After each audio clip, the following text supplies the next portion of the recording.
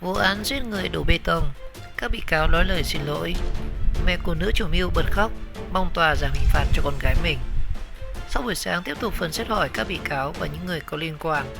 Đến chiều nay ngày 26 tháng 6, thì Tòa án Nhân dân tỉnh Bình Dương tiếp tục bước vào phần tranh luận và xét xử 4 nữ bị cáo trong vụ án giết người đổ bê tông từng gây chấn động dư luận vào tháng 5 năm 2019.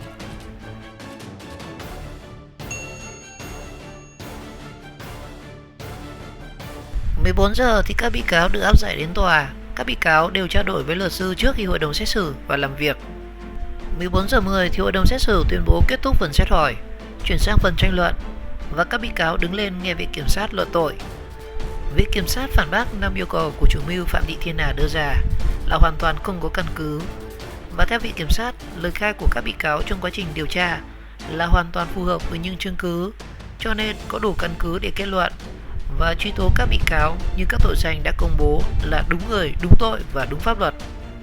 Và tại phiên tòa ngày hôm nay thì bị cáo Hà cho rằng không giết bị hại Linh và đưa ra 5 yêu cầu đối với hội đồng xét xử.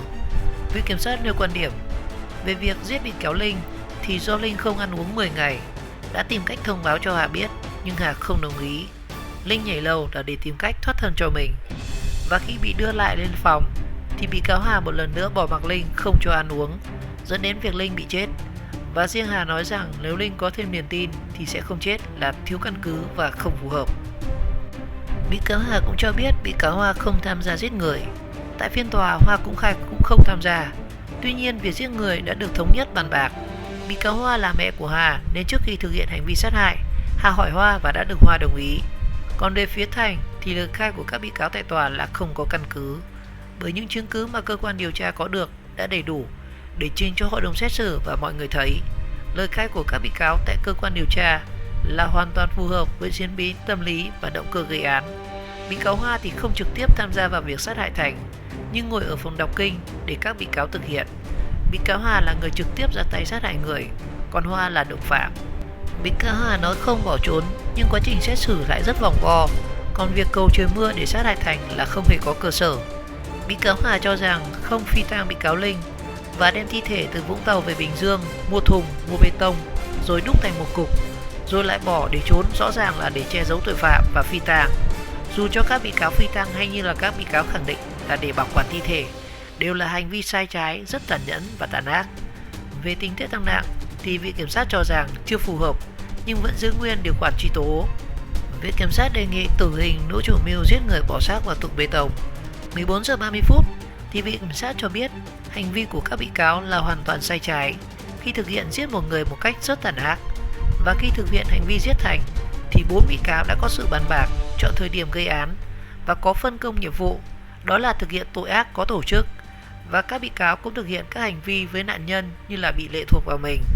Và tại phiên tòa thì bị cáo Huyên, Hoa không thừa nhận hành vi phạm tội và các bị cáo không thành khẩn khai báo. Tuy nhiên thì bị cáo Hà, Hoa, Huyên, Thảo đều có xin khắc phục và bồi thường cho gia đình bị hại. Và một số bị cáo có người thân có công với cách mạng. Bị cáo Hà là kẻ chủ mưu, cầm đầu, có nhiều tình tiết tăng nặng kịch khung và có tính chất côn đồ. Tại cơ quan điều tra thì thành khẩn và đến phiên tòa thì lại không và chưa ăn năn hối cải. Dựa vào đó tuyên phạt bị cáo Hà với mức án tử hình. 14 giờ 40 phút thì đánh giá mức độ của bị cáo Thảo. Hội đồng xét xử nhận thấy bị cáo Thảo có vai trò đứng thứ nhì trong vụ án giết người và phi sang xác và nhận thấy thì bị cáo Thảo có thể còn ăn năn hối cải, tuyên phạt bị cáo Thảo từ 22 đến 23 năm tù. Còn đối với bị cáo Huyên thì có vai trò đứng thứ ba sau hai bị cáo Hà và Thảo, đề nghị tuyên phạt bị cáo Huyên 19 đến 21 năm tù. Còn đối với bị cáo Hoa, tuy không thực hiện trực tiếp nhưng có sự bàn bạc, Hoa cũng không tố giác tội phạm nên đề nghị bị cáo Hoa mức án từ 13 đến 15 năm tù. Luật sư cáo trạng không thể hiện Hà đã giết chết hai nạn nhân. 14 giờ 50 phút thì luật sư Mạnh bào chữa cho bị cáo Phạm Thị Thiên Hà trình bày quan điểm ở phần tranh luận về mức án tử hình mà viện kiểm sát đề nghị hội đồng xét xử tuyên phạt cho chủ mưu Hà. Luật sư nói rằng về hành vi thì bị cáo Hà hoàn toàn đồng ý với quan điểm với cáo trạng. Tuy nhiên về tình tiết định khung thì chúng tôi có ý kiến. Thứ nhất, trong bản cáo trạng không thể hiện bị cáo Hà phải chịu trách nhiệm cho cả hai cái chết của Linh và Thành. Về việc truy tố Hà ở điểm A, giết từ 2 người trở lên, đối với nội dung này thì quá trình hội đồng xét xử xét hỏi thì bị cáo Hà đã hoàn toàn bác bỏ. Khi nghiên cứu hồ sơ cũng xin phép được trình bày chứng minh về điều này. Do bị cáo Thành chết nên không thể lấy lời khai của Thành và chỉ có lời khai của Hà, và không có chứng cứ nào tốt hơn việc lời khai của người trong cuộc nếu lời khai đó không mâu thuẫn với các chứng cứ trong vụ án. Và theo biên bản khám nghiệm tử thi thì lời khai của Thiên Hà cho thấy Hà có tác động, tức là có 2 cái tát vào mặt, nhưng nó không đủ để gây ra cái chết cho Linh, luật sư Mạnh trình bày. Về việc tội danh giết người là tội cố ý, nhưng trong cáo trạng phiên tòa thì Hòa không hề có ý định sát hại Linh. Ngoài ra Hà còn cho Linh uống nước và chăm sóc cho Linh. Vì vậy, kính mong hội đồng xét xử xem xét Hà không thể chịu trách nhiệm hình sự về tội giết người với cái chết của Linh. Và trong biên bản pháp y thì cũng không thể hiện Linh chết do suy nhược cơ thể và không chịu nổi việc tịch cốc mà do Hà gây ra như viện kiểm sát đã luận tội. Và nói về cái chết của nạn nhân Trần Trí Thành thì luật sư bào chữa cho bị cáo Hà trình bày. Trong quá trình tu tập, Hà cho rằng Thành có những tính xấu và nếu đưa ra ngoài xã hội sẽ gây nguy hiểm. Hà là người đưa Thành vào và hướng dẫn cho Thành. Ở một góc độ nào đó, chúng tôi cho rằng Hà có một ý rất tốt.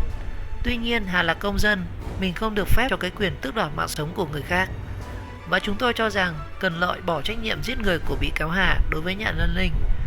Và chúng tôi nghĩ rằng Hà vẫn có thể cải tạo, không phải loại bỏ vĩnh viễn ra ngoài xã hội, nên mong hội đồng xét xử xem xét cho Hà một mức án thấp hơn, luật sư Mạnh nói. 15 giờ 30 phút, hội đồng xét xử yêu cầu bị cáo Hà trình bày lời của mình trong phần tranh luận sau khi nghe luật sư bào chữa.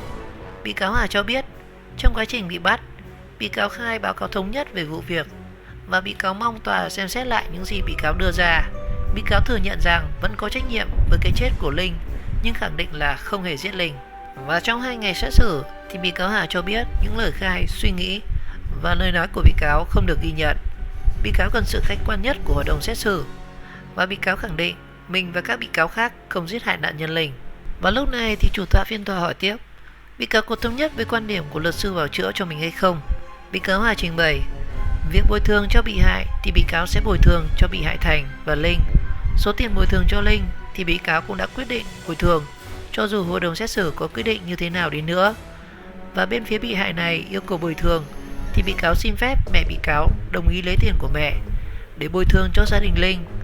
Còn về việc giữa bị cáo và bị hại Thành là sự đáng tiếc và bị cáo có trách nhiệm trong vấn đề này. Bị cáo mong số tiền của bị cáo và mẹ bị cáo bồi thường sẽ xoa dịu phần nào cho gia đình hai bị hại. Bị cáo xin lỗi hai gia đình, hai bị hại đã chết rồi, bị cáo sẽ chịu tội theo quy định của pháp luật. Bị cáo đề nghị trả lại cho bị cáo tất cả các cuốn sách vì đây là kỷ vật của bị cáo và không liên quan đến vụ án. Bị cáo biết gia đình bị hại Thành chưa tin là Thành đã chết. Tuy nhiên, bị cáo muốn khẳng định rằng bị cáo chính là người dùng trích điện giết chết bị hại Thành. Bị hại Thành chết trong tay bị cáo. Bị cáo cảm kích vì gia đình bị hại Thành không trách và không truy cứu trách nhiệm hình sự và không yêu cầu bồi thường. Và cuối cùng, những lời khai của bị cáo là không hề bị ép cung. Và những lời của bị cáo khai tại tòa ngày hôm nay và ngày hôm qua hoàn toàn là sự thật. 15 giờ 55 phút thì bị cáo Thảo cho biết đồng ý với lời bào chữa của luật sư và không có ý kiến hay là bào chữa gì. Tòa hỏi lại bị cáo Tâm Huyên, bị cáo có lời gì bào chữa hay không? Bị cáo Huyên nói không và xin luật sư bào chữa cho mình trước.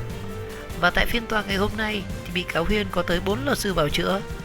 Các luật sư của bị cáo Huyên vẫn giữ quan điểm cho rằng lời luận tội của bị cáo là chưa chuẩn xác và không đồng ý với một số tình tiết của viện kiểm sát, đồng thời đưa ra quan điểm cho rằng bị cáo bị truy tố ở mức án quá nặng. Một trong 4 luật sư cho rằng sở dĩ lời khai của bị cáo Huyên tại tòa và cơ quan điều tra có sự bất nhất là do bị cáo này muốn chia sẻ với bị cáo Hà một phần tội danh. Chính vì vậy, các luật sư đề nghị hội đồng xét xử xem xét lại mức án. 16 giờ 50 phút, sau khi các luật sư tiến hành bào chữa cho các bị cáo, gia đình bị hại Linh cho biết hoàn toàn đồng ý với quan điểm của viện kiểm sát và các luật sư bào chữa. Riêng về mức án đối với bị cáo Hà, thì gia đình bị hại Linh mong hội đồng xét xử xem xét một phần mức án phù hợp để cho Hà có cơ hội làm lại cuộc đời. Bởi theo gia đình bị hại, vào chiều ngày hôm nay thì Hà đã có sự ăn năn và hối hận. Hà cũng đã còn quá trẻ khi đối mặt với mức án tử hình. Và riêng với mẹ của bị hại Thành thì bà vẫn cương quyết cho rằng có linh cảm rằng con trai mình vẫn chưa chết. Sau đó thì viện kiểm sát đã lập luận lại vấn đề, giải thích rõ cho mẹ nạn nhân Thành hiểu rõ. 18 giờ 10 phút thì hội đồng xét xử tuyên bố kết thúc phần tranh luận vào phần nghị án và các bị cáo nói lời sau cùng. Bị cáo Hà cho biết các bị cáo hoàn toàn lệ thuộc vào tin tưởng vào mình. Bị cáo mong rằng mọi trách nhiệm sẽ để cho mình bị cáo chịu, giảm nhẹ nhất hình phạt đối với tất cả các người khác. Phía đại diện viện kiểm sát nghĩ bị cáo không thể cải tạo, phải tử hình. Bị cáo cho rằng qua quá trình tiếp xúc ở đây thì những người theo dõi phiên tòa sẽ có cảm nhận riêng. Bị cáo không phải là sát nhân máu lạnh, ít ra bị cáo cũng có vài điểm tốt. Bị cáo tự hỏi rằng bị cáo giết người sẽ chịu trách nhiệm, nhưng phía viện kiểm sát khăng khăng muốn cướp đi sinh mạng của bị cáo. Một lần nữa bị cáo rất cảm ơn gia đình của Linh, Thành đã tha thứ và bỏ qua những điều mà bị cáo đã gây ra. Bị cáo hy vọng rằng mẹ của bị cáo không bị tội giết người. Việc áp dụng khung trên với bà là chưa công bằng và mong hội đồng xét xử sẽ xem xét lại cho mẹ bị cáo, và bị cáo hy vọng sẽ nhận được sự phán xét công bằng cuối cùng của quý tòa. Bị cáo Thảo cảm thấy những hành vi của mình là sai và xin lỗi gia đình nạn nhân. Và tương tự thì bị cáo Huyên cũng xin lỗi gia đình nạn nhân Thành và xin hội đồng xét xử giảm nhẹ hình phạt cho Thiên Hà, bởi vì Hà không phải là một con người như vậy. Bị cáo Hoa xin hội đồng xét xử giảm nhẹ hình phạt cho Thiên Hà. Bị cáo Khoa bật khóc khi nói lời sau cùng và xin chia buồn cùng với hai gia đình. Hội đồng xét xử xin nghị án và thông báo ngày 3 tháng 7 sẽ tuyên án. Và trong phần xét hỏi sáng ngày hôm nay ngày 26 tháng 6, một lần nữa thì nguyên giảng viên trường đại học bị cáo Huyên bất nhất trong lời nói giữa lúc điều tra và ra tòa. Và bị cáo cho rằng mình không tham gia vào việc sát hại Thành và khẳng định lời khai ở phiên tòa sáng nay mới là sự thật. Còn đối với bị cáo Trịnh Thị Hồng Hoa là mẹ của chủ mưu Phạm Thị Thiên Hà cho biết bản thân bị cáo bị oan và hoàn toàn không liên quan đến cái chết của hai nạn nhân Linh và Thành. Và theo bị cáo, do sức khỏe yếu nên bị cáo không biết Linh và Thành đã chết, và đến khi được kể lại thì mới biết sự việc. Việc bị cáo khai trước lúc có liên quan đến cái chết của Thành có thảo luận với nhóm của Hà, Huyền Thảo là do bị ép cùng. Tuy nhiên thì bị cáo không đưa ra được cơ sở để chứng minh lời nói của bị cáo là đúng, và đồng thời bị cáo cho rằng sự thay đổi lời khai là trước kia do bị cáo sợ mới nói ra như vậy, trước đó thì không phải là sự thật. Còn đối với gia đình bị hại Linh và Thành, trong khi gia đình Linh mong muốn một bản án nghiêm khắc đối với các bị cáo vì cảm thấy các bị cáo không thành khẩn, thì mẹ của Thành lại một mực cho rằng 4 nữ bị cáo không hề sát hại con trai của mình. Và mẹ của nạn nhân Thành cho biết vẫn còn niềm tin rằng con trai mình vẫn còn sống, vì vậy không yêu cầu xử lý hình sự hay là dân sự đối với 4 bị cáo này. Và một điều hết sức đáng chú ý là có mặt tại phiên tòa xử án ngày hôm nay có ông Phạm Cường, 74 tuổi, là bố của Thiên Hà, chồng của Hoa, và xin nhận phần lỗi về bản thân mình, đồng thời hứa khắc phục một phần hậu quả đối với gia đình hai bị hại vì những điều mà con gái ông đã gây ra. Trước hết tôi là cha mà dạy con không đến nơi đến chốn. Việc tu luyện không được đã gây ra tội ác cho xã hội và gây ra cái chết cho hai mạng người. Nhân đây tôi gửi lời xin lỗi chân thành nhất tới gia đình hai nạn nhân, ông Cường nói. Tôi cầu xin hội đồng xét xử, dù sao cháu Hà cũng từ ghế nhà trường mà ra, chỉ vì lầm lỡ trong con đường tu tập mà gây ra tội lỗi. Tôi cầu xin hội đồng xét xử xem xét và xét một mức án nào đó để cháu còn cơ hội, và tôi chỉ có duy nhất một mình cháu Hà mà thôi, ông Cường xúc động chia sẻ với phóng viên.